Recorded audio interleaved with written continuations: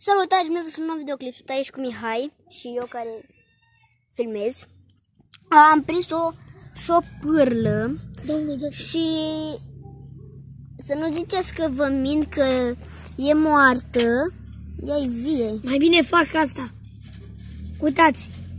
Uitați. Uitați în caz de ziceți că nu că e moartă. Du-te, bă, Rex! Bă, da-te! Rex!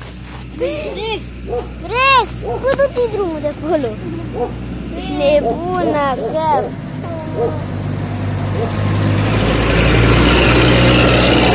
Limită! Of! Da! Dacă vreți să vedeți cum le iau eu, cu mine s-au obișnuit, deci... Deci lui este... Mie nu mi-e frică, că mie este lui Denis. Uitați ce mai cum îl țin. Și nu mă mușcă. Cu mine s-au obișnuit, cum ar veni, zice că așa. eu nu-i fac rău. Deci... Ia-mă dracu direct de cap și nu te mai... Da, asta, dar nici nu filmează, mă. Bă, Pune pe pauză un pic. dați-l, e de să-l ținem. Te mă dai drumul. Nu aș vrea cum să scape să dea jos. Stai, mă, că-l filmezi și eu așa, mă, de mai fac. Ce frumoase, bă, ești nebun de frumoase. Purtă-te.